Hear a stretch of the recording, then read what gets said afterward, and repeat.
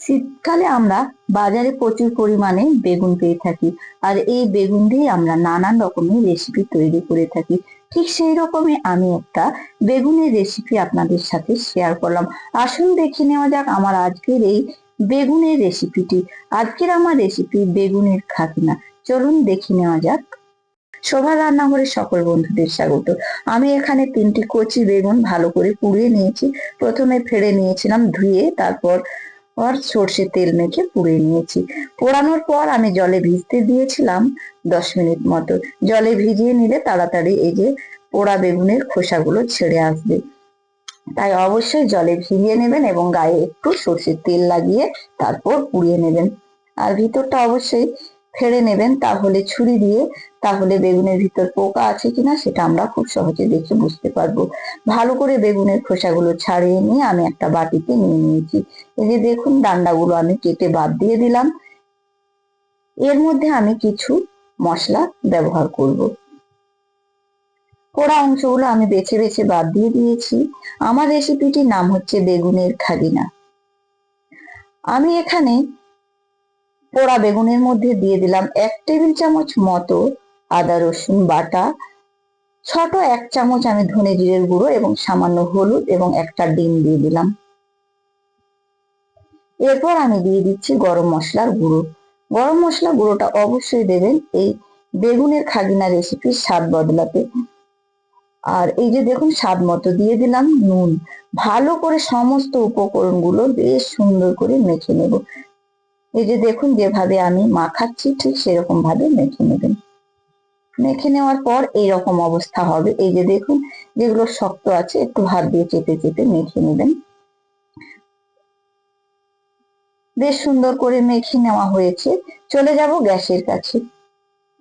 গ্যাসের মধ্যে একটা আমি কড়াই গরম হতে দিয়েছি, যার মধ্যে আমি দিয়ে দিলাম বেশ কিছুটা পরিমাণে সর্ষের তেল। অবশ্যই রেসিপিটি সর্ষে তেলে করবেন, তাহলে দেখবেন স্বাদ খুব ভালো হবে।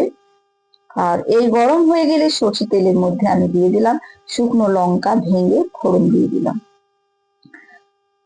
লঙ্কাটা সামান্য ভেজে নেওয়ার পর আমি দিয়ে দিচ্ছি 1 মুঠো পেঁয়াজ কুচি। আর পেঁয়াজ কুচির সাথে আপনারা যদি একটু এক্সট্রা ঝাল চান তাহলে কয়েকটা কাঁচা লঙ্কা কুচি দিয়ে দেবেন, তাহলে শুকনো লঙ্কা এবং কাঁচা লঙ্কার দুটো স্বাদ আপনারা একসাথে পেয়ে যাবেন। পেঁয়াজটা বাদামি করে ভেজে নেওয়ার পর আমি এখানে দিয়ে দিলাম বেগুনের যে মিশ্রণটা মেখে রেখেছিলাম সেটা দিয়ে দিলাম।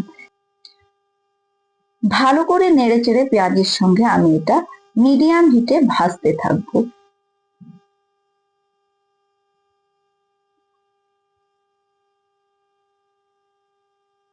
হাই হিটে করতে গেলে কি হবে, বেগুনটা পুড়ে যেতে পারে, তাতে ফ্লেভার নষ্ট হবে।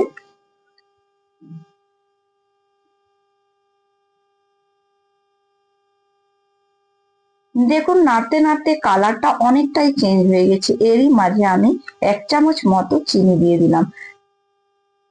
চিনিটা অবশ্যই দেবেন, এই রান্নাটা একটু নুন মিষ্টি হয়, খেতে কিন্তু ভীষণ ভালো লাগে। এই যে দেখুন, ভাজতে ভাজতে কড়া থেকে একদম ছেড়ে আসছে। একদম বাদামি করে আমি এটা ভেজে নেব। এই যে দেখুন, ভাজাটা বেশ সুন্দর হয়ে গেছে। আমার এটা 10 মিনিট ধরে ভাজতে সময় লেগেছে। আমি 10 মিনিট ধরে এটা ভেজেছি। আপনারা আপনাদের বেগুনের পরিমাণ অনুযায়ী অবশ্যই ডিমটা মেশাবেন। যদি 500 গ্রাম বেগুন হয় তাহলে আপনারা অবশ্যই 2টো ডিম দেবেন। এই যে দেখুন, আমি বেগুনটা ভেজে নিয়েছি, বেশ সুন্দর কালার হয়েছে, দেখতেও যেমন সুন্দর হয়েছে খেতেও কিন্তু অপূর্ব হয়। ভাত রুটির সাথে আমরা এটা খেতে পারবো। অবশ্যই আপনারা এই মরশুমে এই বেগুনের খাগিনা রেসিপিটি আপনারা করে দেখবেন এবং কেমন হয়েছিল অবশ্যই আমাকে জানাতে ভুলবেন না। বন্ধুদের সাথে পারলে একটু শেয়ার করে দেবেন। আজকের মতো এই পর্যন্তই। ভালো থাকবেন, সুস্থ থাকবেন।